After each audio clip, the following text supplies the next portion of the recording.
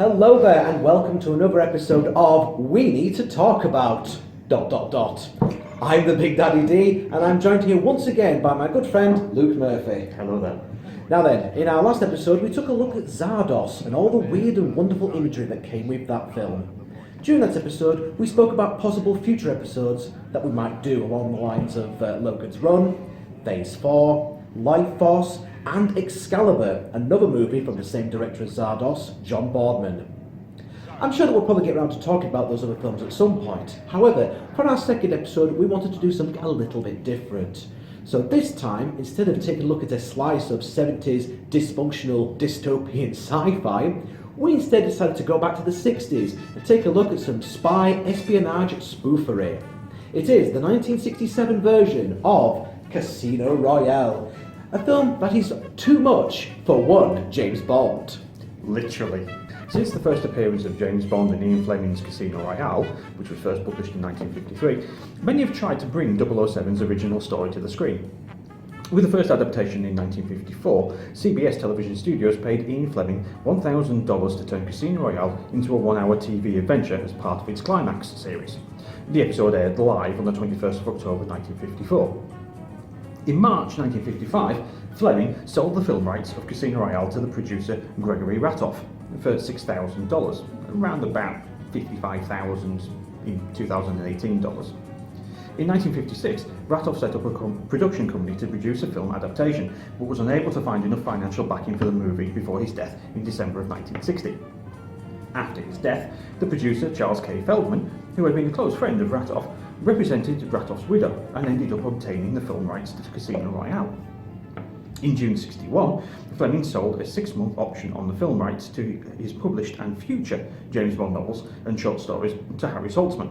The only story that was not included in this deal was Casino Royale.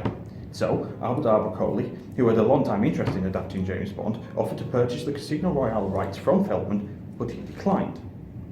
Feldman and his friend, the director Howard Hawks, had an interest in adapting Casino Royale, but eventually gave up once they saw the 1962 film Dr. No, the first Bond adaptation made by Broccoli and Saltzman. By 1964, Feldman, having invested nearly $550,000 of his own money into pre-production of Casino Royale, decided to try a deal with Eon Productions and its distributor, United Artists. The attempt at a co-production eventually fell through, as Feldman frequently argued with Broccoli and Saltzman, in particular regarding when the Casino Royale adaptation would start production and the profit divisions. Feldman wanted a whopping 75% of the profits. Yeah, jog on, Charlie. Feldman decided to go ahead and make his Bond without Broccoli and Saltzman involvement, and actually have his Bond film as a competition to theirs. He even approached Sean Connery at one point about getting him on board for this film. Connery already had one foot out of the door at this point and wanted to step away from the Bond series. So he told Feldman that he would only do it if he paid him $1 million, an amount that Feldman refused to pay. In hindsight, if Feldman had whipped out his checkbook at this point and written Connery a check for his $1 million right there and then, he might have saved himself a lot of hassle, and probably quite a bit of money as well. Feldman eventually decided to offer his project to Columbia Pictures through a script written by Ben Hecht, and the studio accepted. Given Eon's series led to a spy film craze at the time, Feldman opted to make his film a spoof of the Bond series instead of a straightforward adaptation. This was going to be along the lines of other spoof spy movies that had been made previously, such as What's New Pussycat, alongside his leading man Peter Sellers, who had already appeared in Doctor Strangelove and the Pink Panther series by this point. So what started out with the intention of being a faithful and dramatic adaptation of Bond's first adventure actually turned into something rather different. Sellers had been approached to play James Bond during a period when the original intention was still to have this as a serious Bond movie. So Sellers had already decided at this point that he was going to play James Bond absolutely straight and refused to act as if this was a comedy. Sellers had become tired of being the funny man and wanted to branch out his acting ability by showing that he could play a serious role. For the most part, he does actually play Bond as a straight man, if a little goofy at times.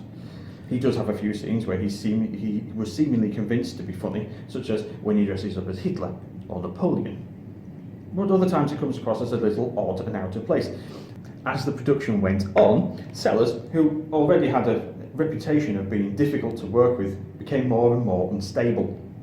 He was often late to the set for filming, and sometimes just didn't turn up at all. He feuded with co-star Orson Welles and refused to appear on screen with him.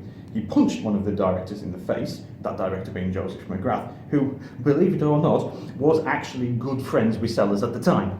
And he would often walk off set and not come back for days or weeks at a time. Finally, one day he simply walked off the set and never came back.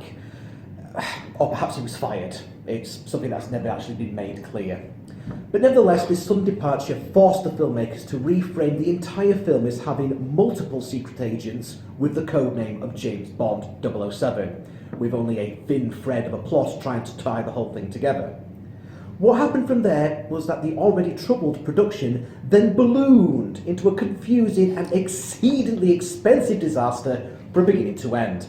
The budget started out as $6 million at the start of the film, which was a ridiculous amount of money back then.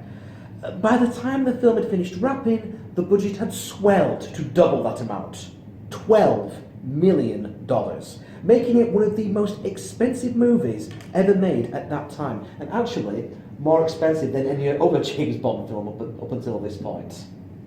Yeah. I mean, for everything that we now sort of think about the original Sean Connery 1960 James Bond, they were actually rather modest productions, especially the first few, because I think it's only until, strangely enough, You Only Live Twice, which was released at the same year as Casino Royale, and we'll probably get to a bit about that later on. That kind of the familiar format of the villain big elaborate set, and the big elaborate set, usually a hollowed out volcano or something like that. That was, with sharks with freaking laser beams on their heads. We'll come on to that later. Yeah, we will get there. Welcome to my secret underground lair. I'm going to tell you my plan, and then I'm going to leave you alone, and just assume that everything's going to be okay. I have a gun in my room right now. Mr. Bond? Yes? I'm Lieutenant Mathis of the Special Police. These are my credentials. They appear to be in order. So after a weak opening gag where it looks like Peter Sellers is gazing longingly at another man's genitals, the film then properly starts out at the country estate of Sir James Bond, played by David Niven. Sir James is now retired from all that secret agent business, and he now lives in a secluded location. M, along with all the other top-ranking agents from the FBI, the CIA, the KGB, and French intelligence, have all travelled to this one location to meet up with Sir James and to convince him to come out of retirement for one more mission. Now, for some reason, Sir James's driveway is full of lions. Yes, lions. I can only guess that he isn't keen on visitors, or presumably James Bond now happens to live in the middle of a safari park. But this just illustrates the tone of the film from the start. Pointlessly elaborate scenes that must have cost a fortune to film and doesn't really add anything to the story overall. We're just supposed to accept that James Bond has a shitload of lions wandering around his estate, and we just move on.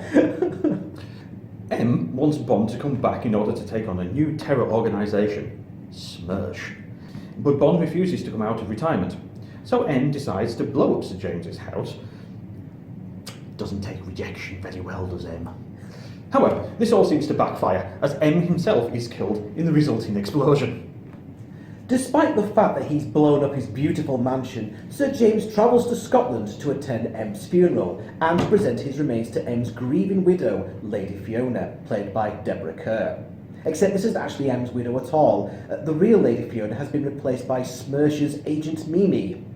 It is revealed that the organisation's grand overall scheme is not world domination or extortion or weapons dealing or anything like that, but rather to embarrass 007 and catch him with his pants down. Sir James ends up playing some Highland games which involve throwing a large ball around, and it's this show of manliness that makes Mimi fall in love with Sir James and helps him to escape falling in a temple in his life during a hunting session. Mimi then runs off to become a nun. Yeah, seriously. While Sir James heads back to MI6 in order to take up M's old position as the new boss. So James' first order of business is that all MI6 agents must now change their names to James Bond 007, including the women. What? This is what the film's tagline refers to. Casino Royale is too much for one James Bond. As Bond plans to use this as a ruse to mislead Smersh.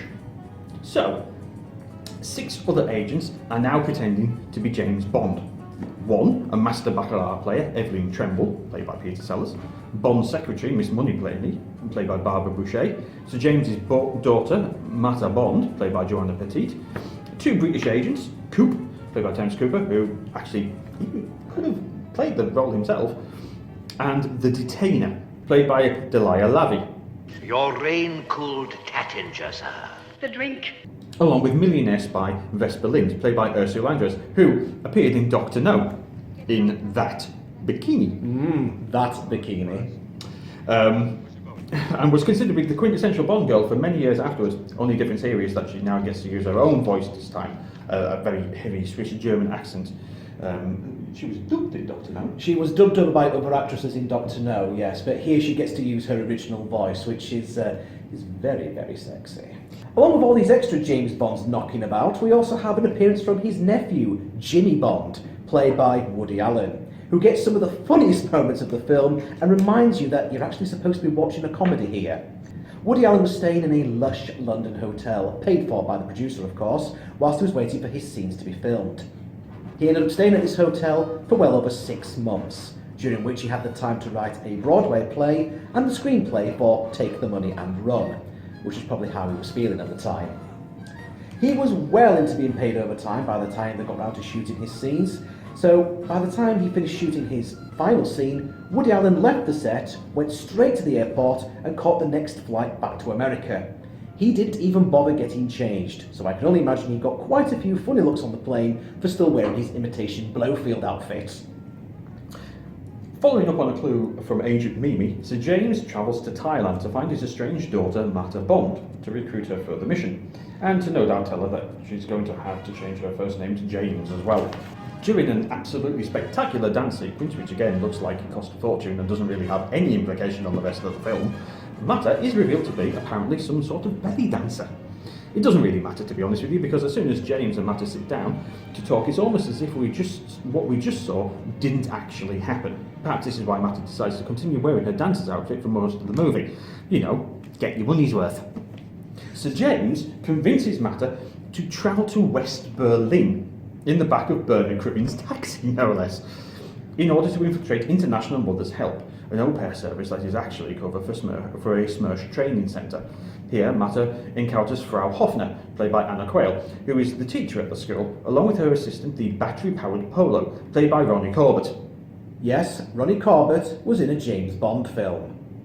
They show Mata around the school. Here we have the decoding and cipher class.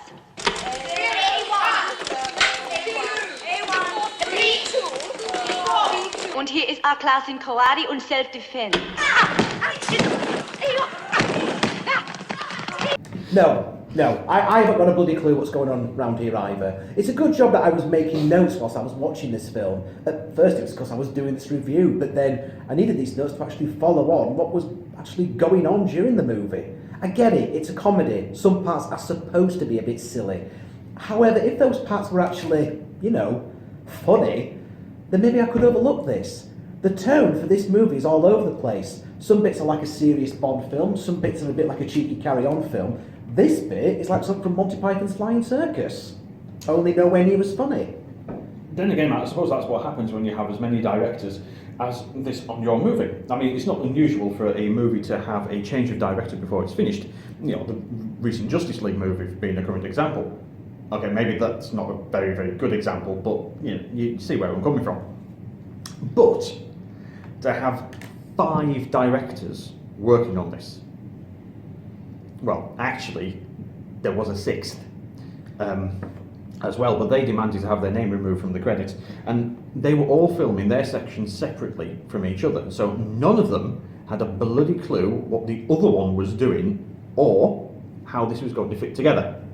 There was also a number of writers on the film as well, and parts of the film were being rewritten on an almost daily basis. Peter Sellers was having his scenes constantly rewritten, not only by himself, by another gentleman. Terry Southern. Terry Southern. Terry Southern. Sellers hired Terry Southern separately. So Terry Southern wasn't working for the production. Terry Southern was working for Peter Sellers. Yeah. And Peter Sellers was feeding him, right, this is the script, rewrite my bits. Yeah. And that's what he did. And then Woody Allen was rewriting his bits as well, so they'd actually be funny. Although Woody Allen actually then approached Philbin and said, "Do not put my name as a writer. Do not put my name in the credits as a writer for this." And this was obviously at the time when Woody Allen was most famous for being a stand-up. Yes. He, at this moment in time, he was a stand-up. He wasn't making his own films yet, and obviously none of the controversies around his private life had happened. That's the only time we're probably going to mention that, to be honest with you. We won't go there. But at the time, Allen was a stand-up comic, and also known for having a boxing match with a kangaroo. Yes, there was that, yes. Anyway, Matter uncovers a plan to sell compromising photographs of military leaders from the US, USSR, China and Great Britain at an art auction. A grand scheme that Smersh planned to use in order to raise money for their fiendish organisation. Matter manages to destroy the incriminating photos and makes a quick getaway in Bernard Cribbin's taxi. But not before we get a big old confusing punch-up, where the Russian army are fighting with the American army and the Chinese are scrapping with the Russians. Meanwhile, Matter is spraying a lot of them down with firefighter foam and trying to escape down a sewer that apparently has Tom Jones's backing singers living down there. This way! 1, 2, pussycat! No! At least Joanna Petty looks as though she's enjoying herself, which is more than can be said for some of the other cast members. With the incriminating photo evidence destroyed by Matter, Le Chiffre, his remaining option is to raise the money by playing baccarat at the Casino Royale. The ship speaking. The whole scheme was a failure. And also Dr. Nora knows what you've been up to. What now? You just have to raise the money. But how? How? By playing baccarat. That's the kind of remark that leads to war. How much better for all humanity if all the nations could learn to live together in peace. Oh, marvelous, marvelous. Hooray! More!